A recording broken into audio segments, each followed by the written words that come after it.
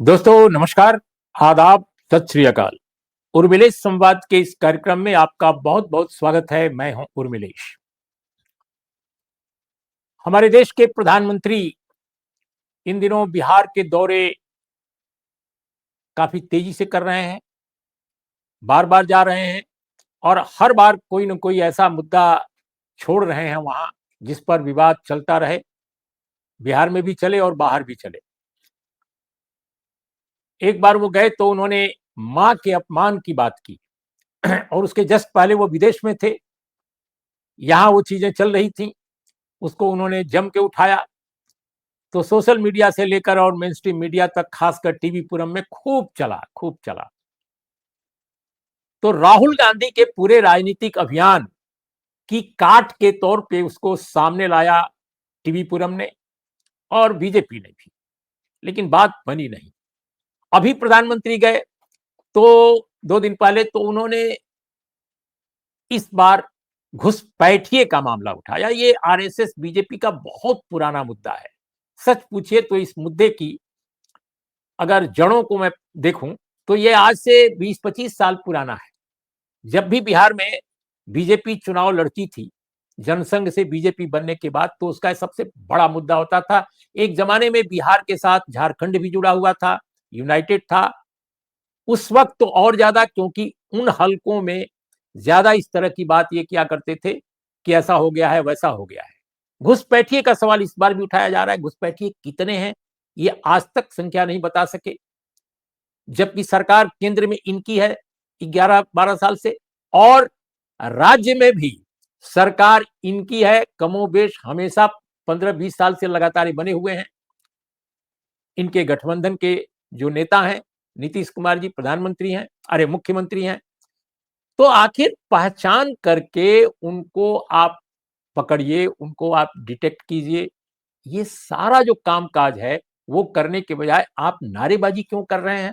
क्यों सिर्फ लोगों को बता रहे हैं कि आरजेडी और कांग्रेस के कारण घुसपैठिए आए हैं? ये सवाल बिहार में खूब उठ रहा है, लेकिन नेशनल मीडिया में ये सवाल बिल्कुल नहीं है। खासकर जिसको टीवी पुरम या गोदी मीडिया कहते हैं तमाम लोग, देश बहुत सेंसिटिव है कि देश के गृह मंत्री ने पिछले दिनों जुलाई महीने के अंतिम सप्ताह में एक चर्चा की थी केंद्रीय एजेंसियों के साथ, पुलिस के साथ और आईबी के साथ। आईबी की संभवतः वो एक कॉन्फ्रेंस थी जिसमें कि स्ट्रेटेजिक मामलों को डिस्कस किया गया था, और उसमें कहा गया था कि 1974 के बाद देश में जितने राजनीतिक आंदोलन हुए हैं, निहित स्वार्थ से प्रेरित, ये शब्द यूज किया गया था, उनकी बाकायदे एक स्टडी की जानी चाहिए। और पुलिस विभाग का कोई संस्थान है जो रिसर्च और पड़ताल करता है, उसको ये जिम्मेदारी दी गई थी। अभी पता चला है कि होम मिनिस्ट्री स्टेट के जो इंटेलिजेंस गैदरिंग जो एजेंसीज हैं, पुलिस है, उनके साथ कोऑर्डिनेट करके इस पर भी काम करना शुरू कर चुकी है। ये बात मैं अपनी ओर से नहीं कह रहा हूं, इंडियन एक्सप्रेस नाम का जो एक बड़ा अखबार देश का है, उसके पहले पेज पर यह खबर अभी छपी है ताजा। तो हम उसी की रोशनी में हम सोच रहे हैं कि इन दोनों विषयों पर आज बात करें। हमारे साथ जुड़ रहे हैं देश के जाने माने पत्रकार और हम लोगों के साथी शीतल पी सिंह। शीतल जी, आपका बहुत बहुत स्वागत है हमारे इस कार्यक्रम में। धन्यवाद। हम आपसे पहली बात जो शुरू करना चाहते हैं कि माननीय प्रधानमंत्री जब कभी बिहार जाते हैं तो बिहार के विकास विकास की जो बात करते हैं कि इतने हजार करोड़, ये करोड़, वो करोड़, लेकिन जमीनी हकीकत बिहार की क्यों नहीं बदलती, इस पर कभी बात नहीं करते। और दूसरी बात कि वो बार बार इमोशनल ऐसे इश्यूज उठाते हैं जो लोगों की भावनाओं को केवल छेड़े, उनको उनको कोई महत्वपूर्ण जो है पहलू ऐसा न दें जिस पर कि विचार विमर्श हो समाज में, विकास को लेकर, एजुकेशन को लेकर, हेल्थ को लेकर। तो अभी मां का अपमान के बाद दूसरा जो मुद्दा उन्होंने उठाया है, घुसपैठिए जो आए हैं बिहार में, उनके मुताबिक वो कुछ भी नहीं बताते कि कितनी संख्या है, कहां है, लेकिन इसके लिए कांग्रेस और आरजेडी को जिम्मेदार ठहराते हैं। पहले इस पर आपकी क्या ओपिनियन है? आप कैसे इस पूरे पहलू को समझते हैं? And why mister prime minister, हमारे देश के जो प्रधानमंत्री जी हैं, क्यों इन्हीं इमोटिव इश्यूज को, पोलराइज करने वाले इश्यूज को बार बार उठा रहे हैं? देखिए, ये जो घुसपैठियों वाला मुद्दा है, ये मुद्दा सारी दुनिया के दक्षिण पंथ ने इस समय सर माथे पर ले रखा है। ट्रंप ने यही मुद्दा चुनाव में भुनाया, लगातार इसको उनके लोग कैंपेन करते हैं। यूरोप में अब हर देश में एक पार्टी, 2 पार्टी ऐसी हो गई हैं, जो इस मुद्दे को लेके राजनीति कर रही हैं और उनके सबके समर्थकों की संख्या लगातार हर चुनाव दर चुनाव बढ़ रही है। अभी लंदन में 2-3 दिन पहले ही बहुत भारी प्रदर्शन हुआ है इसी सवाल पर दक्षिणपंथियों का, और बहुत उसमें क्राउड उनको मिला है। जो फ्रांस की पार्टी है धुर दक्षिणपंथ की, उसकी लगातार ग्रोथ इस मुद्दे पर होती हुई मिल रही है। इटली में वो लोग आ ही चुके हैं, हंगरी में वो वहीं हैं, पोलैंड लगभग वैसे ही मतलब उसका स्टैंड है, और बहुत सारा यूरोप में इस तरह की स्वीकृति, जर्मनी वगैरह में भी जहां इसको लेके काफी संवेदनशीलता रही है, वहां भी ये सब चीजें बहुत प्रमुखता लेती जा रही हैं। ये दरअसल जो दुनिया को चलाने का जो ढांचा है, जो तरीका है, कैपिटलिज्म जिसे हम लोग कहते हैं कॉमन बोलचाल में, तो वो ये उसके फेल होने के संकेत हैं जो बहुत बड़े पैमाने पर हमारे सामने है। तो उस समय वो फेल होते समय अपने फेल्योर को एक्सेप्ट करके करेक्ट करने की दिशा में बढ़े।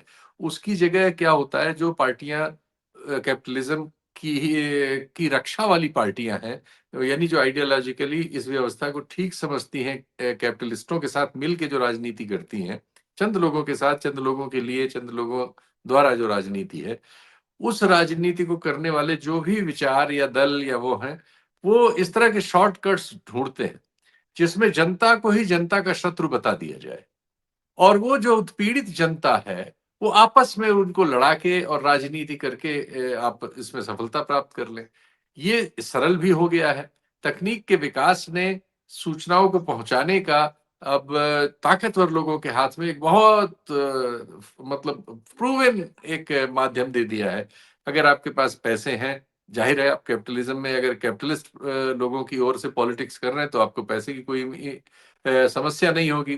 तो जो भी नई तकनीक विकसित होके आती जाएंगी, उन सबको आप अपने लिए एंगेज कर सकते हैं, और आप ज्यादा लोगों से कम्युनिकेट या सबसे ही कम्युनिकेट आप कर सकते हैं और अपनी बात को ले जा सकते हैं।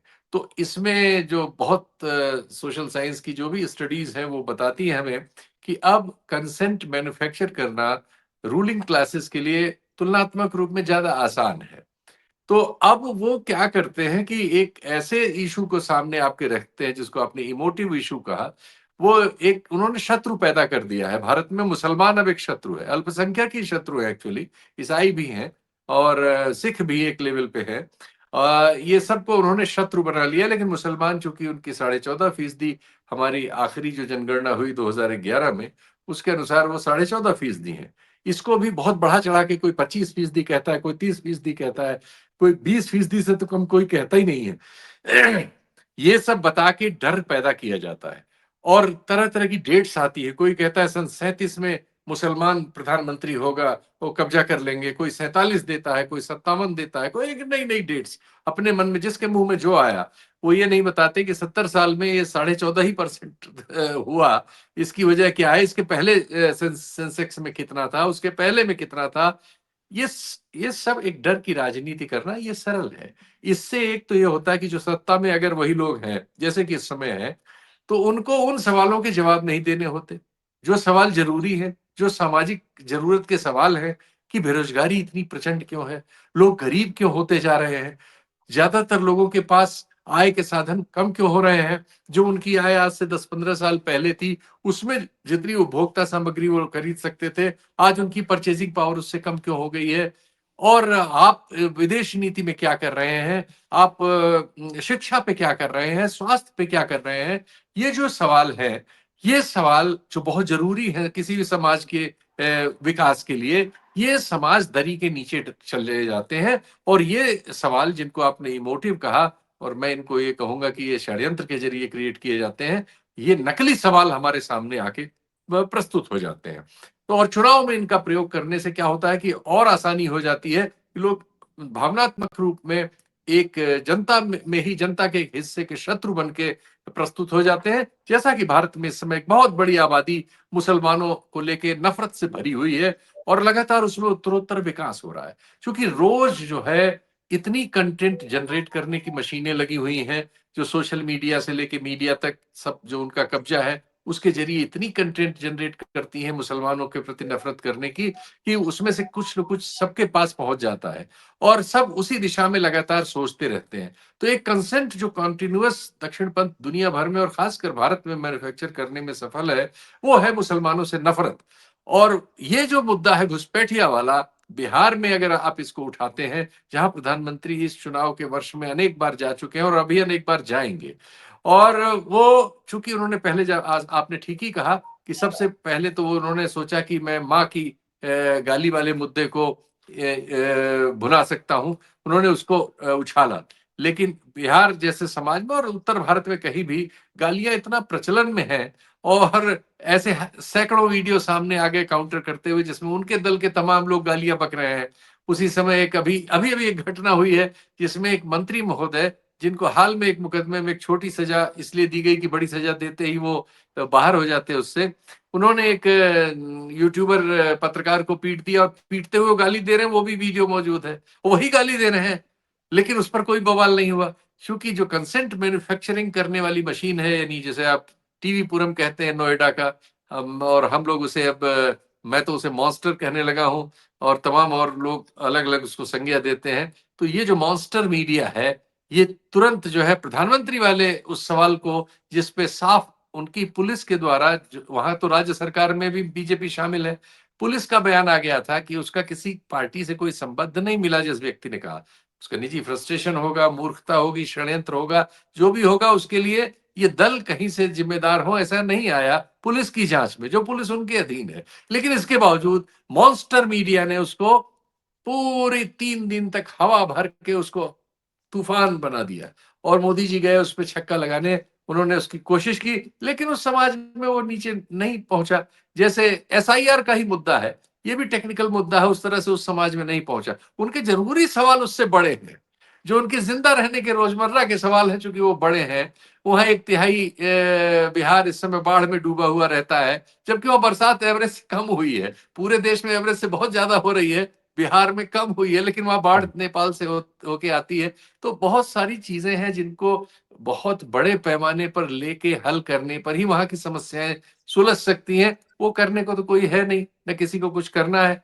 किसी को एक हवाई अड्डे की एक पट्टी काट के जमीन छीनी हुई उस पे वोट ले लेने हैं। और सबसे ज्यादा सबसे सरल यही है कि किसी न किसी तरह से किसी समस्या में मुसलमान को ढूंढ लिया जाए, क्योंकि ऑलरेडी उसके लिए बीज इतना बो रखा है जहर का कि वो खेती बहुत सरल हो गई है।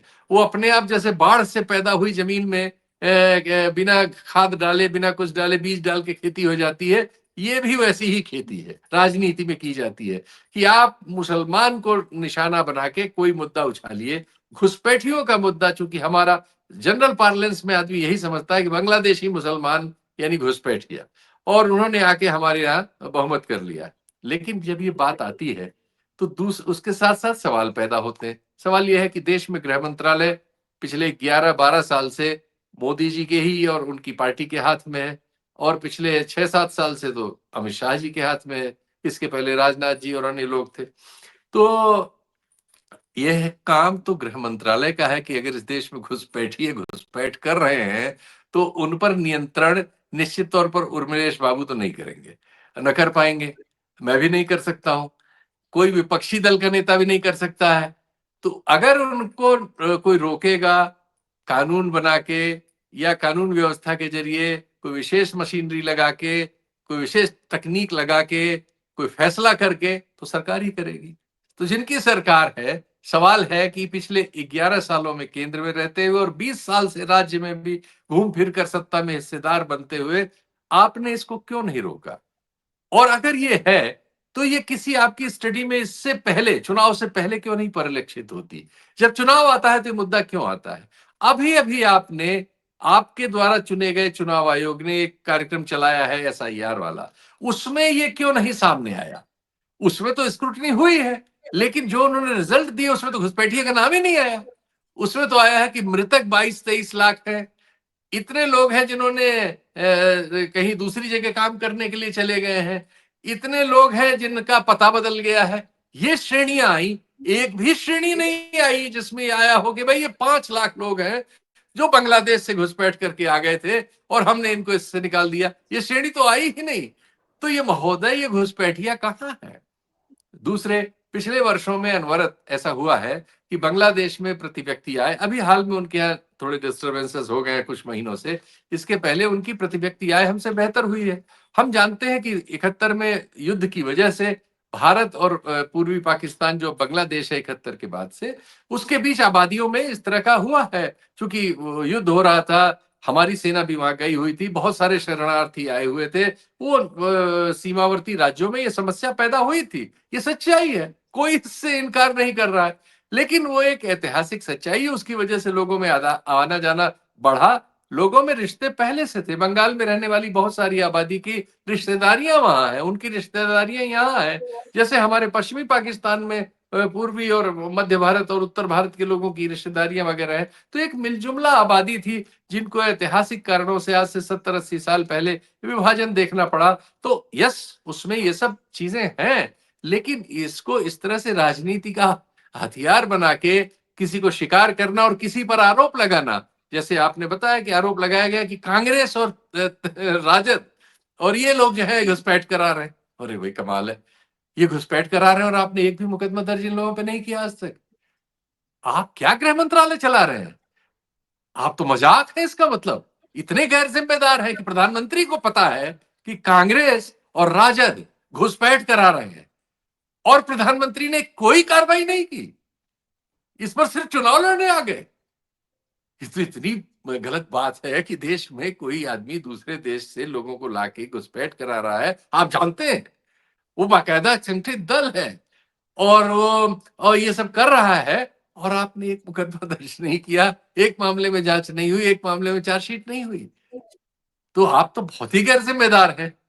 वो तो जो है सो है, क्योंकि उनको आपने कहा है, कुछ दिया तो है नहीं, लेकिन आपने तो कबूल लिया कि आपका फेल्योर है। तो आप अपने बारे में बताइए अब। लेकिन ये सवाल हमारी आपकी जगह विपक्ष को पूछना चाहिए उनसे, कि उनसे एग्जैक्टली। पूछे कि भाई महोदय घुसपैठिए जो आए हैं वो कहाँ, किस रिकॉर्ड से आए हैं? आपने किस प्रश्न के उत्तर में कब, लोकसभा में, राज्यसभा में या किसी और तरीके से इस देश को ये बताया? सिर्फ चुनाव में इस तरह से आप मंच से एक तरफा ये बताने आते हैं, जिन पर आपने कभी कोई कार्रवाई नहीं की।